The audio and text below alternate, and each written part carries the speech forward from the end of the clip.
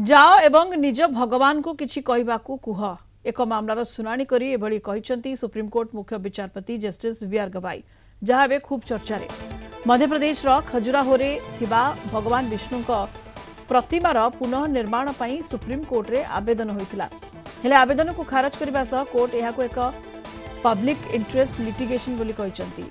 तेबे एही मामलार शुणाणी समय मुख्य विचारपति एक टिप्पणी बेस चर्चारे अछि। शुणाणी समय जस्टिस वीआर गवाई कहिथिले जानतु एवं निज भगवान को कहतु एही मामला रे निजे किछि करिवे। एहा सह आवेदनकारी को कहिथिले जदि तमे कहूछ भगवान विष्णु प्रबल भक्त तेबे प्रार्थना एवं ध्यान कर। खजुराहो मंदिर परिसर थिबा जवारी मंदिर स्थित भगवान विष्णु 7 फुट उच्चर मूर्तिर मुंड भग्न अवस्था अच्छी। क्षतिग्रस्त मूर्ति को बदलाइबा सहित प्राण प्रतिष्ठा पई सुप्रीमकोर्ट रे आवेदन करथिले राकेश दलाल नामक जने व्यक्ति। हेले एही मामला रे विचार पई मना कर दैथिले मुख्य विचारपति जस्टिस गवाई। एहा सह कहिथिले एहा संपूर्ण भाबरे प्रचार पई आवेदन कर दैछि।